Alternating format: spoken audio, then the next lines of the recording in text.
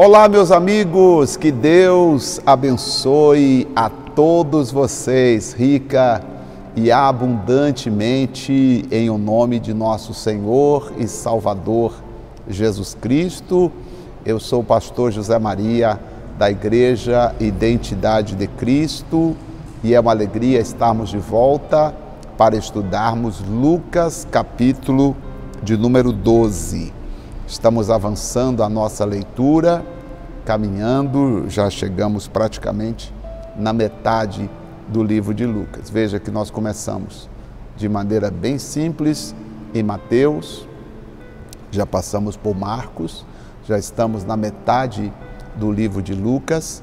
Quando nós estudarmos o livro de João, você vai entender muito sobre o amor de Deus, você vai entender muito sobre a importância de amar a Deus e também amar as pessoas. Você vai entender também o motivo pelo qual Jesus veio se entregar por nós. No livro de Mateus, Mateus descreve os milagres de Jesus, Marcos também retrata as operações de Jesus, Lucas reafirma os milagres de Jesus e as suas manifestações, e fala também da sua morte e da sua ressurreição.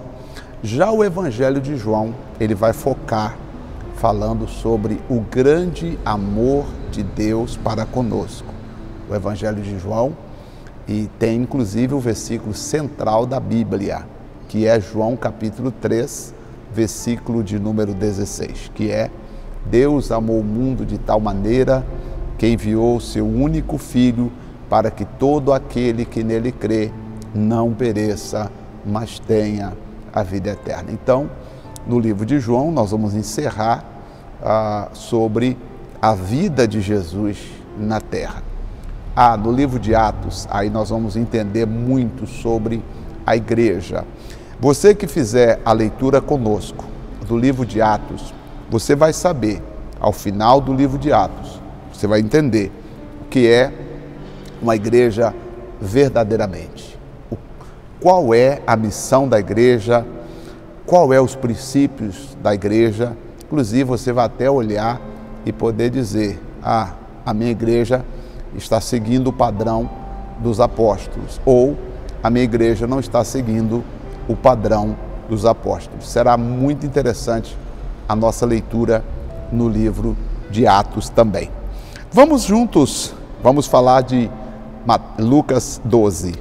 Ajuntando-se, entretanto, muitos milhares de pessoas, de sorte que se atropelavam uns aos outros, começou a dizer aos seus discípulos, Jesus falando com os discípulos, uma verdadeira multidão chegaram até Jesus, e aí Jesus começou a dar um ensinamento exclusivo para os discípulos. Lembra que no capítulo 11, os discípulos, 70 discípulos foram e fizeram a obra de Deus? No capítulo 10, melhor dizendo, e voltaram com alegria, dizendo: Senhor, que maravilha, no teu nome até os demônios nos obedeceram, Senhor, estamos felizes. Aí agora Jesus começa a falar com eles no capítulo 12, no verso de número 1, dizendo assim: acautelai-vos primeiramente do fermento dos fariseus,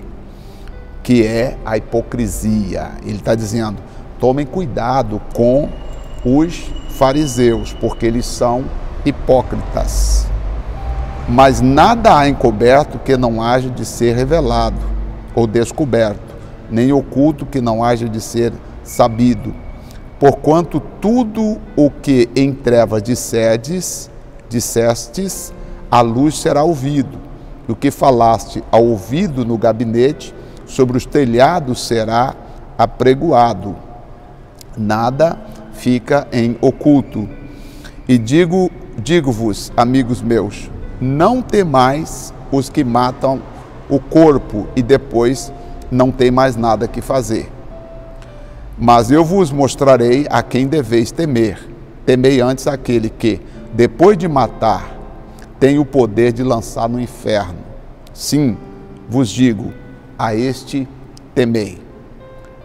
Mas não se vendem 5 passarinhos por 2 asses, nenhum deles será esquecido diante de Deus. E até os cabelos da vossa cabeça estão contados.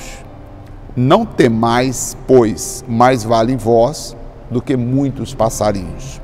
E digo-vos que todo aquele que me confessar diante dos homens, também o Filho do Homem o confessará diante do Pai.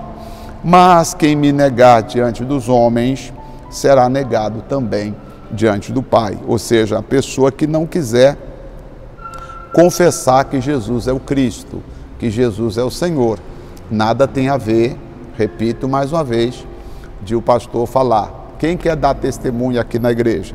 Ou quem quer vir aqui cantar? E aí a pessoa fala: ai, pastor, eu tenho vergonha de subir aí e cantar. Não, irmão, se você se envergonhar de Jesus, ele vai ter vergonha de você diante de Deus. Não é esse tipo de vergonha, não é esse tipo de negar, tá bom? O negar aqui é negar propositalmente. Eu não quero saber de Jesus. Eu não quero saber desse negócio de ouvir falar de Messias ou de ouvir falar do Cristo. Seria este o negar, tá bom? E todo aquele que disser uma palavra contra o Filho do Homem, ser-lhe-á perdoado. Mas ao que blasfemar contra o Espírito Santo, não lhe será perdoado. E quando vos conduzires às sinagogas, aos magistrados e autoridades, não estejais ansiosos de como ou do que haveis de responder, nem do que haveis de dizer, porque na mesma hora vos ensinará o Espírito Santo sobre o que há de dizer.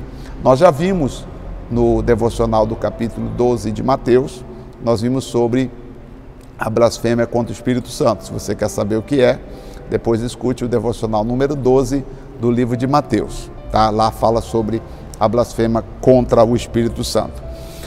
Aqui falando da hipocrisia dos fariseus, né? Os fariseus eram bem conhecidos, tá? Diante das pessoas, né? E eles simulavam que tinham virtudes, que tinham poderes, sabe? Só que eles escondiam os seus pecados, né? Eles escondiam os seus pecados dentro de si. Hoje não é diferente, existem muitas pessoas que têm hipocrisia. Elas parecem ter virtude, parecem amar, parecem ter um dom maravilhoso, só que dentro dela, às vezes, ela esconde pecados, né?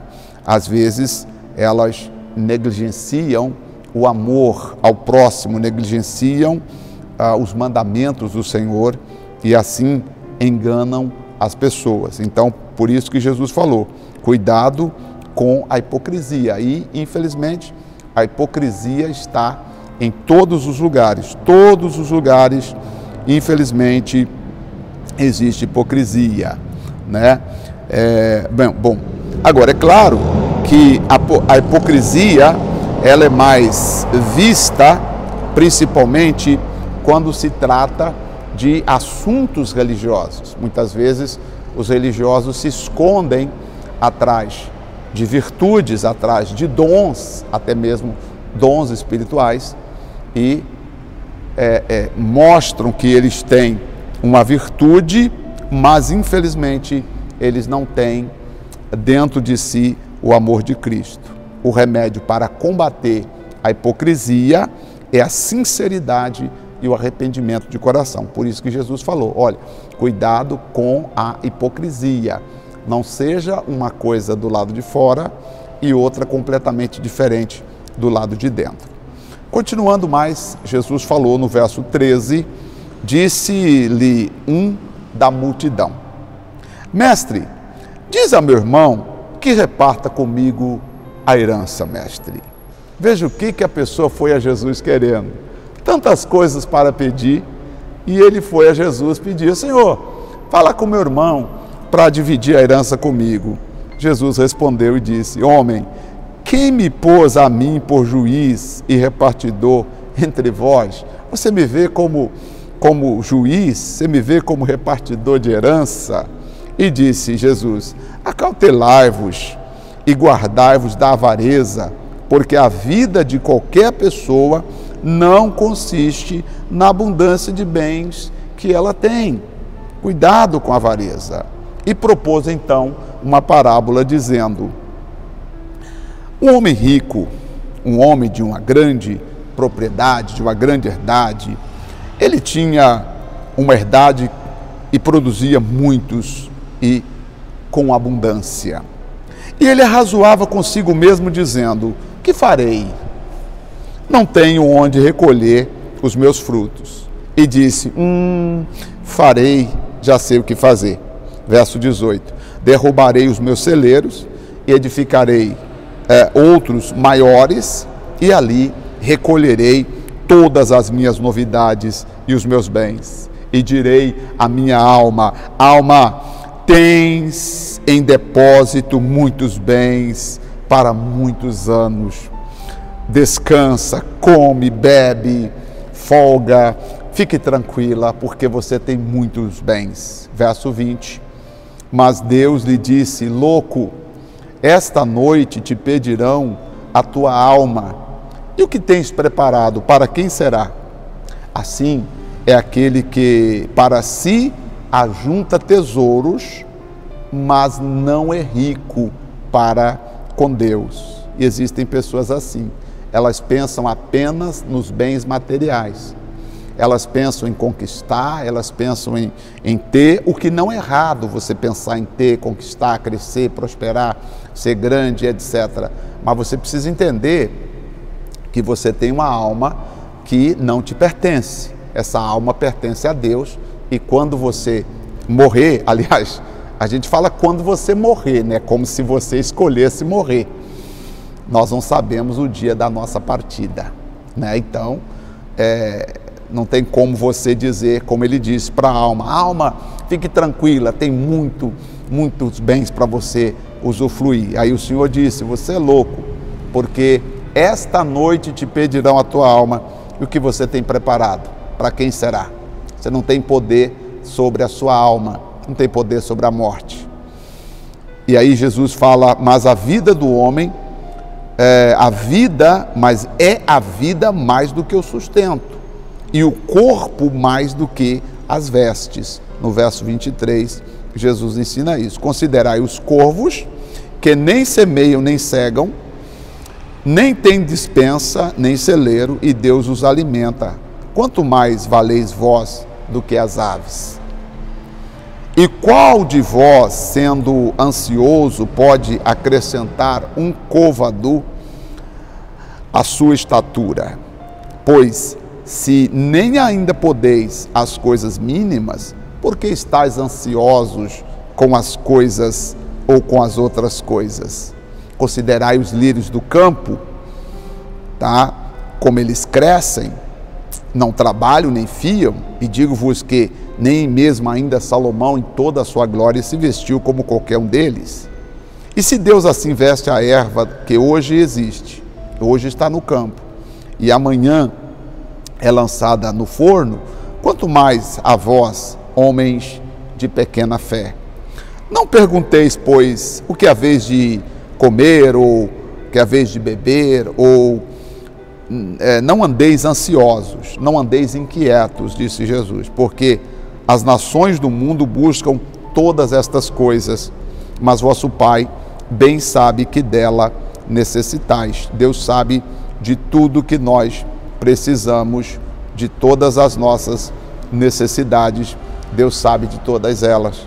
E aí, o versículo 31, ele enfatiza o que está escrito em Mateus 11, Mateus 6, 33, mas buscai antes o reino de Deus, e todas estas coisas serão acrescentadas. Buscai o reino de Deus, e estas coisas que precisamos serão acrescentadas. Não temais, ó pequeno rebanho, porque a vosso Pai agradou dar-vos o reino. Vendei o que tendes e dai esmolas. Fazei para vós bolsas que não envelhecem, tá? tesouros nos céus que nunca acabam, onde não chega o ladrão e a traça não corrói, porque onde estiver o vosso tesouro, ali estará também o vosso coração. Nós temos que trabalhar para preparar a nossa eternidade. Nós queremos fazer, sim, coisas na terra que nós precisamos, mas também não podemos desprezar o que conta, na verdade, é o que vale para a eternidade. Versículo 35, ele vai falar agora sobre a vigilância. Estejam cingidos os vossos lombos e acesas as vossas candeias. Candeias são os olhos, né? Prestem bem atenção com os vossos olhos. E sede-vos semelhante aos homens que esperam ao seu Senhor quando houver de voltar das bodas, para que quando vier bater, logo possam abrir-lhe. Bem-aventurados aqueles servos, os quais, quando o Senhor vier, achar vigiando. Em verdade vos digo que se cingirá e os fará sentar à mesa e os servirá. E se vier o Senhor, né, na segunda vigília, se vier na terceira vigília, e os achar assim, bem-aventurado sois, tais servos. Sabei, porém, isto que, se o pai de família soubesse a hora que havia de vir o ladrão, vigiaria e não deixaria sua casa desprotegida. Aqui Jesus está falando assim, sobre a importância de vigiar o tempo todo, como um bem que você tem. A sua alma é o seu bem mais precioso. E vigiar aqui, não é que o diabo possa tomar a sua alma, mas é que Jesus pode voltar e você não está preparado para subir, porque você pode estar envolvido com outras coisas e desprezando a mais importante, que é a palavra de Deus. Portanto, estai vós também preparados, porque virá o Filho do Homem a hora em que não imagineis. E disse-lhe Pedro: Senhor, dizeis estas coisas, estas parábolas, a nós? O Senhor está falando somente para nós? Ou o Senhor está falando para todos? Olha que pergunta interessante de Pedro, vou até marcar aqui. Que pergunta interessante, porque poderíamos pensar, tudo que Jesus falou foi para os discípulos, foi para aquelas pessoas que estavam ali. Então Pedro vai e pergunta: o Senhor está falando isso somente para nós ou esta palavra é para todos? E disse o Senhor: qual é, pois, o mordomo fiel e prudente, a quem o Senhor pôs sobre os seus servos para lhe dar a tempo a ração? Bem-aventurado aquele servo a quem seu Senhor, quando vier, achar fazendo assim. Em verdade vos digo que sobre todos os seus bens o porá. Mas se aquele servo disser em seu coração: o meu senhor tarda a vir, e começar a espancar os criados e as criadas, e a comer, e a beber, e a embriagar-se, virá o senhor daquele servo no dia em que o não espera, e numa hora em que ele não sabe, e separá-lo-á, e lhe dirá, ou lhe dará a sua parte com os infiéis. E o servo que soube a vontade do seu senhor e não se aprontou, nem fez conforme a sua vontade, será castigado com muito açoite. Ou seja, existem pessoas que elas sabem a vontade de Deus, mas elas não praticam a vontade de Deus, elas não fazem a vontade de Deus. Mas o servo será castigado com muito açoites. O servo que mas o que a não soube e fez coisas dignas de açoites, com poucos açoites será castigado. Quer dizer, existem pessoas que não conhecem a vontade de Deus, mas, entretanto, ela faz coisas que são dignas. Então, a punição para essas pessoas será menor. É o que está dizendo o texto. E qualquer que muito for dado, muito lhe pedirá. E ao que muito se lhe confiou, muito mais se lhe pedirá. Vir lançar fogo à terra, os quais, o que mais quero? se já está aceso. Esse fogo aqui é o que queima nos corações, o que purifica os corações, o que faz as pessoas se aproximar de Deus. Então, importa, porém, que seja batizado um certo batismo, Jesus falando, e como me angustio até que venha se cumprir. Cuidai vós, que vim trazer paz à terra? Não, vos digo, mas antes eu vim trazer dissensão, porque daqui em diante estarão 5 divididos numa casa, 3 contra 2 e 2 contra 3. E o pai estará dividido contra o filho, e o filho contra o pai, e a mãe contra a filha, e a filha contra a mãe, e a sogra contra a nora, e a nora contra a sogra. E tem pessoas que não entendem esse texto aqui, e é realmente complexo de entender. Jesus disse, eu não vim trazer paz. Ou seja, o que ele está dizendo aqui? Ele está dizendo assim, eu não vim trazer o que o mundo queria. Tá? O mundo esperava que o Cristo viesse trazer um certo tipo de entendimento, um entendimento que os agradasse. E Jesus veio trazer o quê? Mudança dentro do coração das pessoas. Em outras palavras, ele está dizendo assim, o Senhor Jesus explica que não veio trazer paz terrena que todos almejavam, e sim a paz entre o ser humano e Deus, que só pode ser possível mediante reconciliação com o Senhor. Por isso que ele vai dizer que numa casa alguns entenderão a necessidade de reconciliar com Cristo e outros entenderão que não, a maneira como eles estão vivendo está bem e que eles não têm que mudar em absolutamente nada. É por isso que ele fala dessa divisão, tá? Essa divisão porque se fosse uma paz física que o Senhor Jesus viesse trazer, a paz terrena, claro, todos se beneficiariam dela. Jesus não veio trazer paz terrena, ele veio trazer paz interior.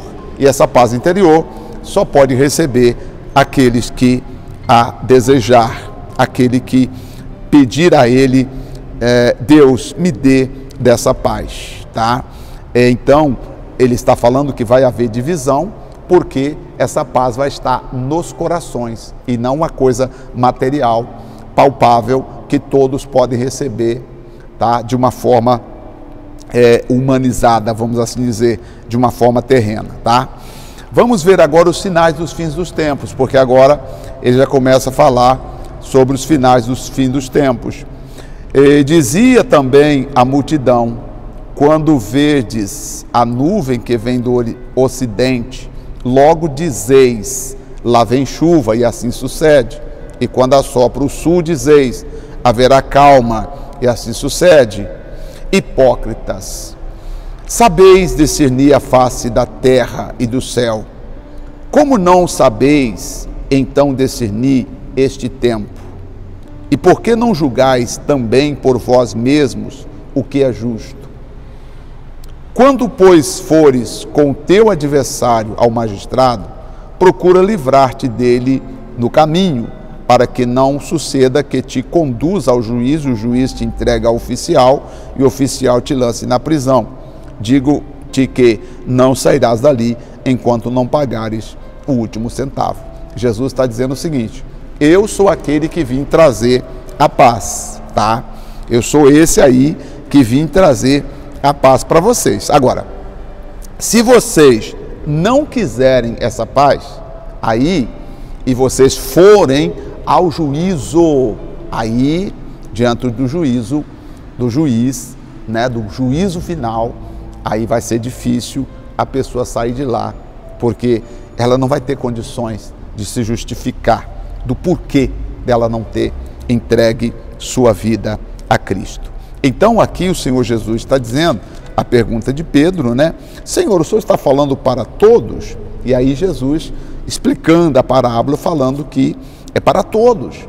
Os servos que sabem a vontade do seu Senhor.